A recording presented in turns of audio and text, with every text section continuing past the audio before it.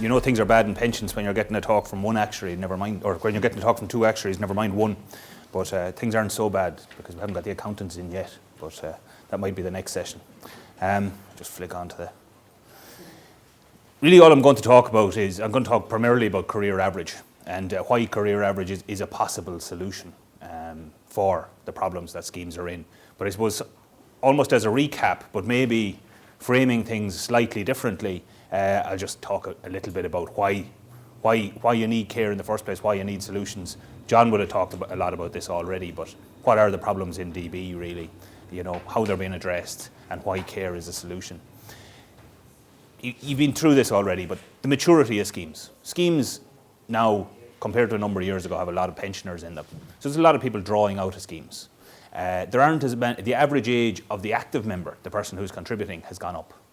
Not only that, without even closing schemes, there just aren't as many people, companies aren't recruiting. The likes of the ESB, for instance, where I was involved in working, and there's 12,000 people in that scheme, 6,000 pensioners drawing out of it, 5,500 active members. They're not, even if they were looking to maintain that level of people, they're just not, you know, they're not recruiting the level that you would need to replace the 6,000 that are pensioners. You know, at one stage they had 12,000 people actively working in there. So the schemes are just naturally more mature. The pay increases over the last number of years have been a problem. Now, it's a good problem. You will have fought for many of these pay increases, but the problem for pension schemes was pay increases, particularly during the Celtic Tiger period, Tiger period, were a lot more than the actuary will have allowed for in the valuation. So the actuary allowed for, say, 3.5%. The pay increase was 5%. So the liabilities in the scheme went up by more than were expected. We're also living longer. Again, a good problem. There's two things happening in longevity. One is everybody is living longer, and two, males are starting to catch up with females. And predominantly the membership in defined benefit schemes is more males than it is females. And that goes back to historic reasons, really. So that's another factor, I suppose, which has led to the problems in pension schemes. The big one, of course, that everybody's aware of, although not necessarily on its own as big as the combined effect, say, of the first three we've looked at. You know, in many schemes, they could be the three biggest factors. Investment performance, though, has obviously been the one that is catching everybody's eye. 2008, markets were down 30-40%. Ireland is unusual in that the pension schemes in Ireland have an unusually high exposure to risky assets.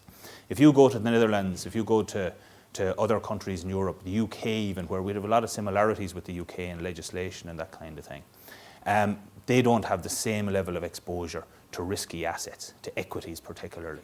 So when the markets fell, it hit Ireland. It hit everybody badly, hit the US badly, it hit all pension schemes badly, but it hit Ireland more than most because Irish schemes were overly exposed to equities. And the reason for that is because employers weren't prepared to pay the contribution rates that less risky investments implied. And that comes down to, I suppose, governance. Okay? There were limited controls there are in some cases, and certainly were limited governance controls in pension schemes. Generally, pension schemes were dominated by the employer.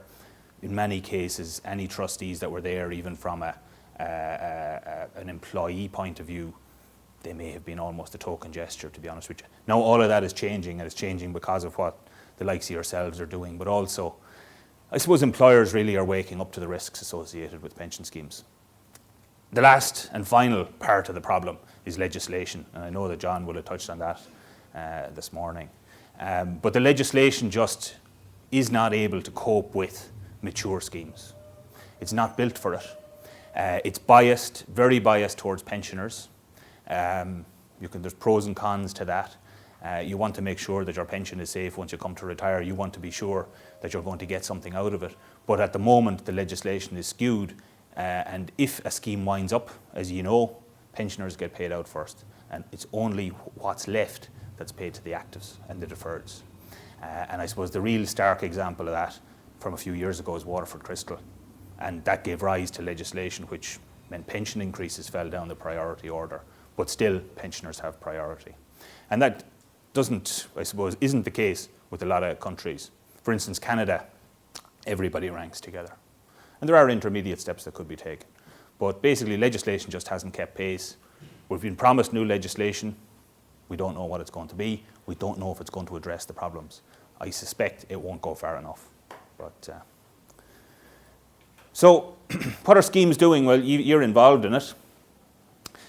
Schemes are being reviewed and benefits are changing. Some schemes are winding up. Some of those, to be honest with you, they should be wound up. Either because the employer just isn't strong enough to support the scheme, or it just, the problem has got so big it just can't be dealt with. But it's not a lot of schemes can be solved or can be repaired. The problems can be dealt with, and the deficits particularly can be dealt with. But it's not just about dealing with deficits, and this is, I suppose, my lead into career average. You have to deal with the deficit, but you also want to put in place structures which mean that if a deficit occurs, and to be honest with you, it's not a question of if, it's when. Because pension schemes are going to be, most of these, particularly the large schemes, are going to be here for the next however many years, 30, 40, 50 years. The markets are such that there will always be ups and downs in the markets. There will be good times, there will be bad times. So during those bad times, there will be deficits. What you want to do is make sure that the deficits are not so big that the scheme can't be repaired, basically, that there isn't a solution. Okay, so you want to put in place structures that mean that when there are deficits, they're not so big that they can't be dealt with. Okay, and that's really where career average comes in. You want to make sure that there's less chance of a deficit, and there's less chance that it can't be repaired. Okay. Unfortunately, all of this it can be painful for members. Now, as I said, schemes are winding up, some with significant deficits. In some cases, the employer is repairing the deficit or the percentage of the deficit. Now, even when they say they repair the deficit, generally they're only repairing the statutory deficit. Now, I'm not sure if John spoke about that, but the minimum that's paid out on a wind-up is you have to buy out the pensioners, so you fully secure pensioners' benefits, and then you pay what's called a cash equivalent transfer value to the active and deferred members. Now, the cash equivalent transfer value itself is generally, even if you were getting 100% of it, is generally not enough to get you the benefit that you would have been promised from the scheme. Okay? That's typically what, if a deficit is being made good, it's being made good to that extent. So the active and deferred member will still lose out, right? But in many cases, they're losing out even further, and that's where, we'll say, where schemes are winding up in deficit, basically, and the member is just getting whatever's in it. Okay. Now, some schemes are continuing with reduced deficits. From your point of view, one thing that I'd say to you is sometimes you have to be careful what you wish for, because sometimes it is actually cheaper to continue a scheme with a lower level of benefit than it is to actually wind it up and replace it with a defined contribution scheme. Sometimes schemes are so mature that it is actually cheaper to continue them at a lower level of benefit, because you can, in a career average, you can almost play in some cases on the fear of people of going into a defined benefit. So you give them a very poor defined benefit as opposed to a half reasonable defined contribution. The one thing about pensions are, it's a minefield of legislation. There's loads of complicated designs. It's very easy to get confused and muddled about it. But actually, essentially, a pension scheme is only about money going in and money coming out. The more that goes in, the more that will come out. That's the main thing that drives benefits. It's the money going in. So you always want to watch for, whether it is defined contribution or defined benefit, watch for what are the level of contributions going in. And if the level of contributions under one structure are less than under another, even though that structure might look attractive, right? If the level of contributions going in, it is potentially an inferior structure. So schemes are continuing with changed benefits for the future, and particularly future benefits are changing. Okay. Now, before I go on to career average, the one thing that I stressed to you is that I think no review is complete, no matter what kind of structure is being put in place, without a governance review. So you have to deal with how is the scheme run, look at how are the trustees appointed, what are the mechanisms they use, how often do they review the investment strategy, Do they have a risk register? Do they control the risk? Are they aware of the risks in the first place that the scheme is running? Do they know the likely number of active or deferred members or people drawing out of the fund in 10, 15 years' time? You know? So it's important that any scheme review includes a governance review. Anyway, that when you're asking members to accept change in any shape or form, and in many year cases you'll be asking them to vote on it, I think you have to give them assurances in relation to how the scheme is going to be run in the future. Because they'll have seen deficits in the past, probably a number of them, gone through a number of changes. I think it's only fair that you give the reassurance in respect to the future. But then I hope I'm talking to people who are only too aware of that themselves. Yep. Now, part of a scheme review, a proper scheme review, is about liability management. It's about, you've probably all heard of, in schemes that you're involved in, heard of de-risking, okay? Generally, and when Brendan Kennedy speaks on the radio, on the television, and he goes on about how schemes have too many equities, they need to be getting rid of equities, all that kind of thing, that's de-risking. That's reducing the level of risk that's being taken on the asset side of a pension scheme, okay? You've got, though, liability management as well. It's not just about risk in the assets, it's about risk in the liabilities. In a final salary pension scheme, the typical type of scheme that has been in existence in Ireland, the one that's in the public sector, the one that's in the probably a lot of the employers that you work with, or that has been in the past, benefits are linked to salary at retirement, right? Salary at retirement is very unpredictable.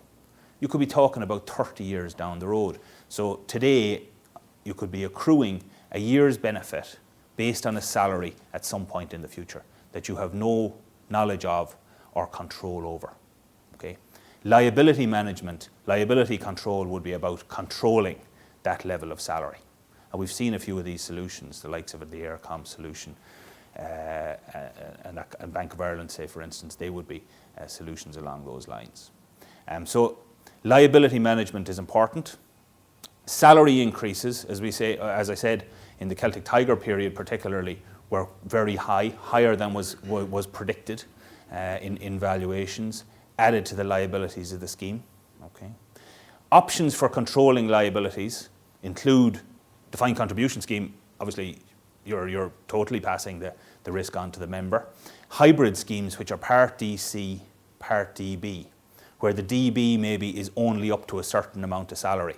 AIB is a good example of that. I think was whatever the assistant manager grade or whatever it was at the time, 60 grand roundabout.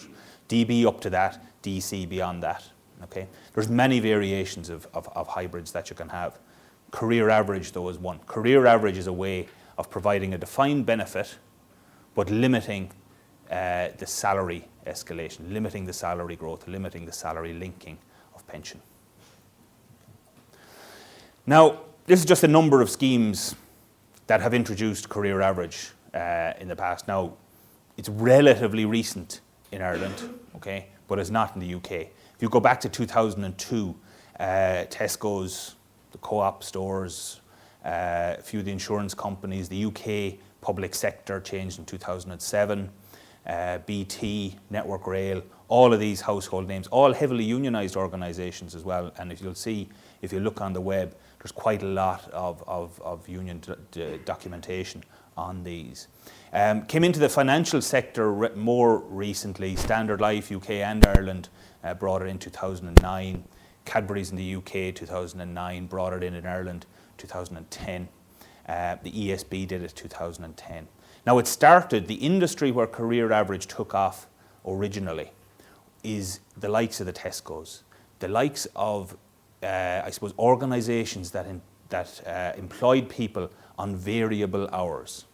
So if you were working for the likes of a Tesco, you might work 40 hours one week, 30 hours the next. You worked as and when you were required. Okay, career average is very suited to that kind of environment because you get a pension based on what you work, not just what your basic salary is. Okay. So it allows itself to variable, or it lends itself to industries where earnings are variable. Okay, that's where it started. But because of that, because it allows salary control or salary escalation control or benefits, controls the benefit link to salary, it was adopted by other industries as well. So the main difference, I suppose the first part of this, and I hope you can read it, I know that the slides will be distributed after, but final salary, you accrue an amount of pension. Now I think the example there is 1/60th, typical DB 1/60th.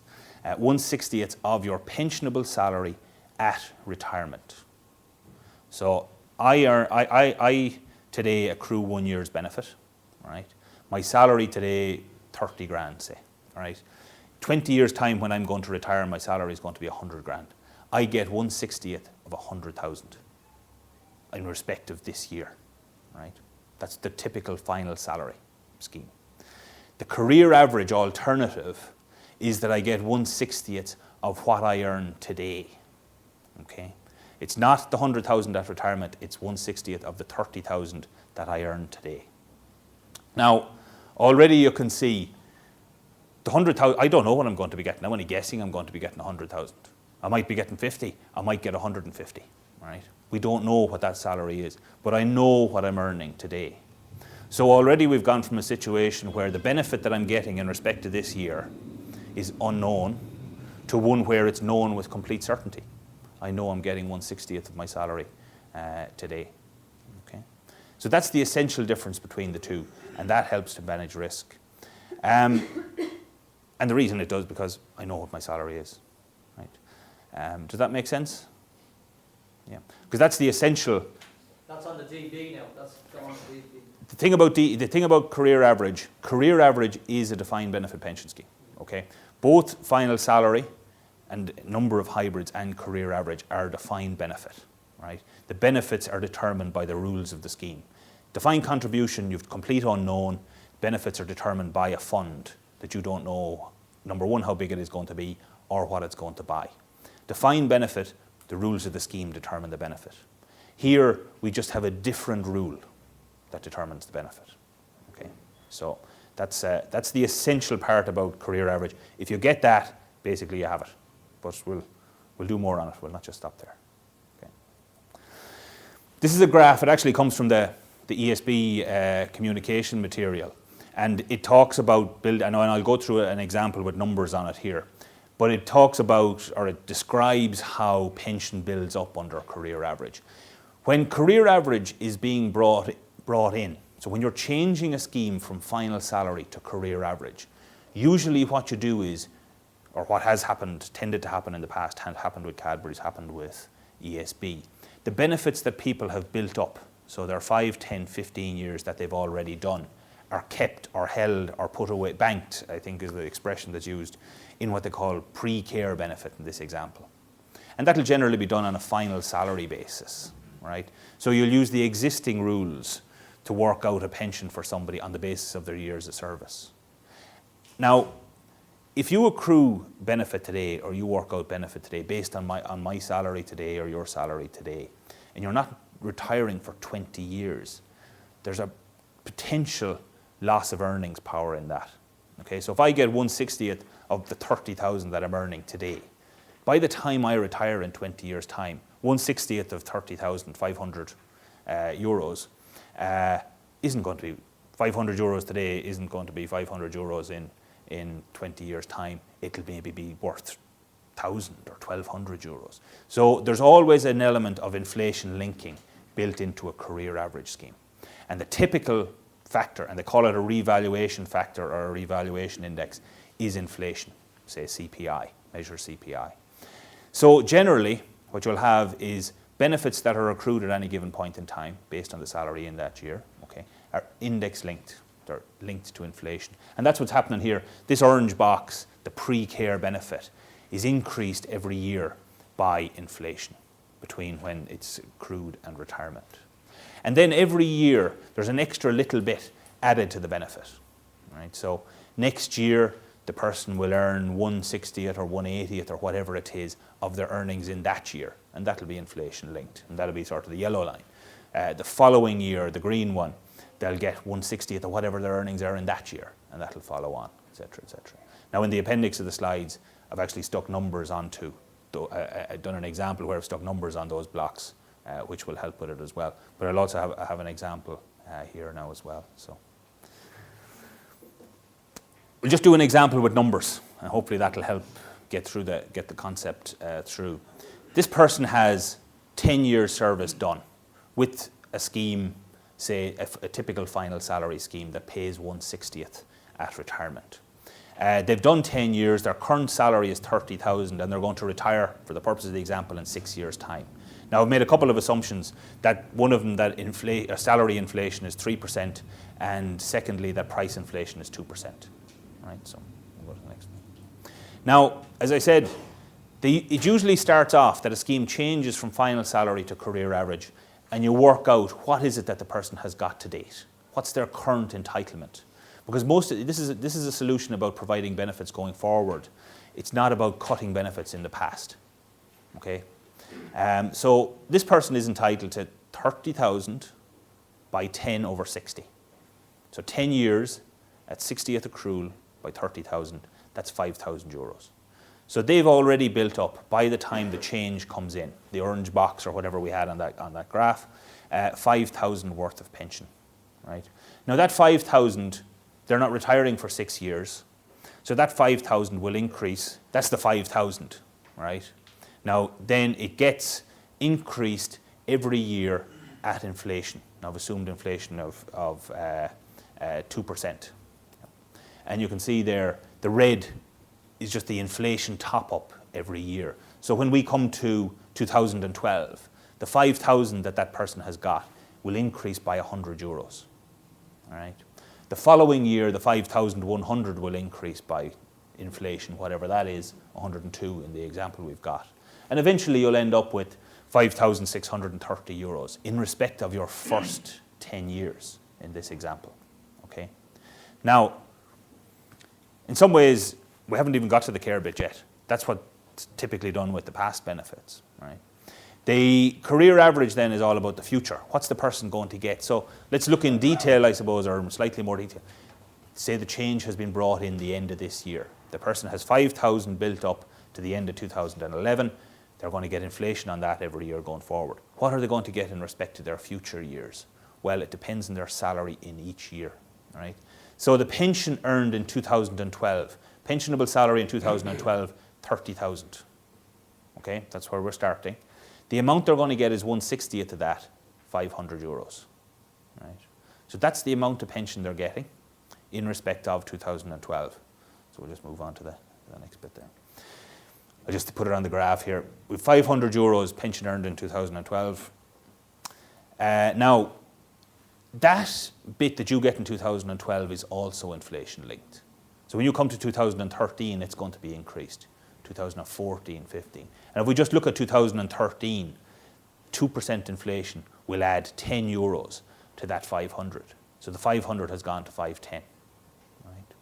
But yeah, also in 2013, you actually get an amount in respect to 2013 because you pay a contribution that year as well. You're still in service. So you get 1/60th of the earnings in that year. Now the 30,000 has gone up by 3%, it's 30,900. 1/60th of that is 515 euros. Now obviously the smaller number should be on the red boxes there, but it comes out a bit funny on the chart. But you can see what we're doing is we're basically taking a pension in respect of each year, we're inflation linking it the following year, and then adding the 1/60th of the following year's earnings. And that continues all the way up to retirement. So when the person comes to retire, they've actually got a couple of sources of income. They've got the bit in respect to the 10 years they've already done, which is the 5,630, right?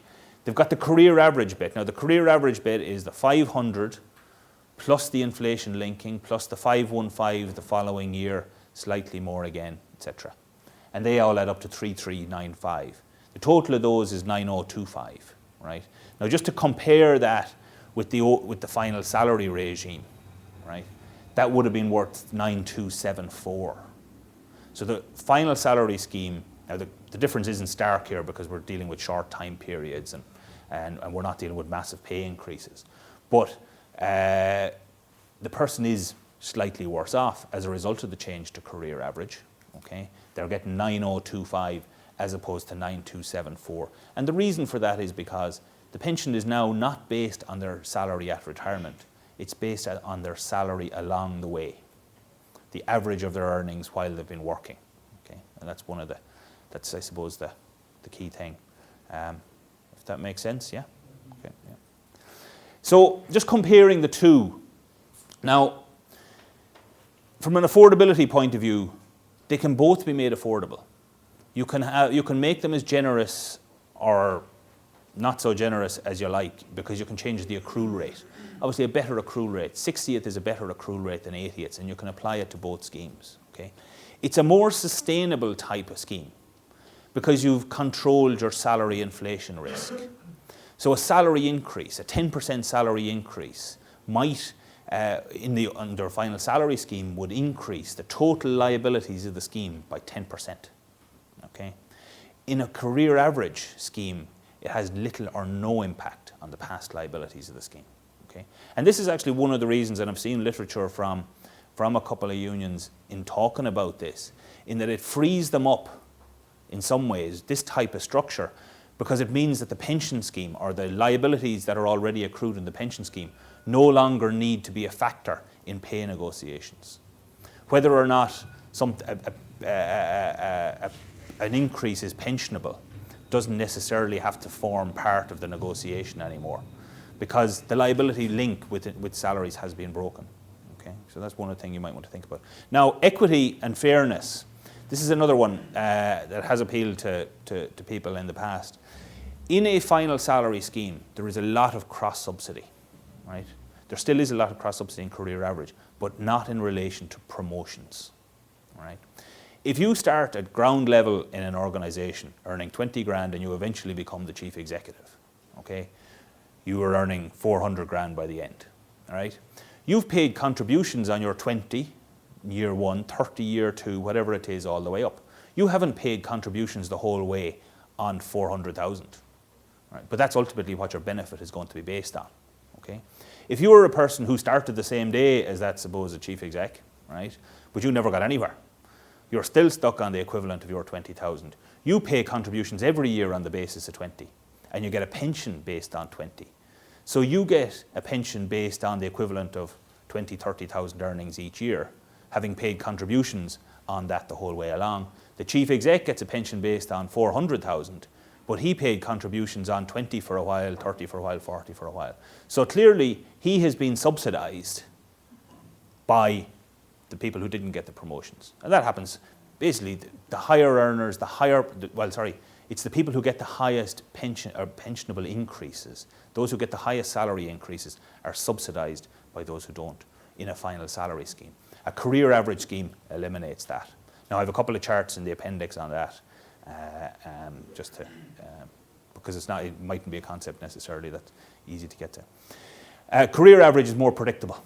Okay, it's more predictable for the actuary when he's doing his valuation. The reason it's more predictable is because we know salaries today. We know the benefit that's going to be paid out in respect of this year, right? Because we've broken the salary link to the unknown. And the quality, as I say, these schemes, the scheme can be as good as you want it to be, all right? The real driver of quality in pension schemes, as I said, is the level of contributions that are going in. That's what's going to drive the quality. What we're trying to achieve with career average is stability and predictability, so that we don't get surprises down the road, we don't get deficits that we didn't expect at some point in the future. Yeah. The slides are getting a little bit cluttered, but this is really about the design of a scheme. If you were looking at, somebody was trying to put together a scheme, what are the different elements of it? They're very similar to a final salary scheme. It's about the accrual rate. What's the pensionable salary? How does service, do you count all service? What's the retirement age? Is it integrated with the state pension? All of these are just as relevant in care as they are in final salary. The one extra bit is the revaluation rate. It's this inflation linking, okay? And actually, if you move on to the next one. These are just different options that, you'll be familiar with. 60th accruals, pensionable, is it basic or are there any allowances? Is service your best 40 or is it limited to 40 at all? Is there any limit? And what's the retirement age? Could be 60, 65. These days, it's common to change retirement age to simply be in line with the state pension age. That would be a typical one today. How do you integrate with the state pension? pension increases, if you're lucky enough to have them, what are they? They're one of the things being gotten rid of, or do you pay spouses' pensions? But as I say, the revaluation rate is critical. The purpose of it is to maintain the purchasing power of the pension earned in any given year, because what I'm earning today might not reflect, or the pension that I earn today, you want to make sure it keeps its purchasing power for 20, 30 years into the future. Now, the career average revaluation rate, ideally you want it to be some kind of an index that can't be manipulated. You want it to be some kind of a published index, one that's measurable, one that's relevant for a start. You want it to be acceptable, you know, so it's not necessarily going to be something that's just made up by the employer. Generally, it's the rate of inflation. In Ireland, typically it's CPI. There are debates about whether it should be HCPI or CPI or whatever, but generally it should be CPI, or generally it's CPI. Now, it can have a big impact on the benefits. Okay. Now, I've seen it used as part of the negotiations. It's often the bit that's negotiated on. Okay. As I say, if you look in the UK, if you look at there's an amount of career average schemes, virtually all of them will use inflation. Over there, it's RPI. Over here, it's CPI. But as part of negotiations, I suppose, it might be higher for a period of time, or indeed it could be higher. For instance, the ESB one, it's CPI plus 1.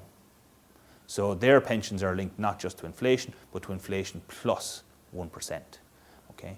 Cadbury's did a deal where they got an extra, I think it was 0.5% for 10 years.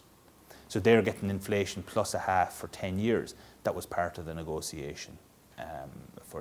And that was actually to apply to the benefits that were accrued already, not just the ones going forward.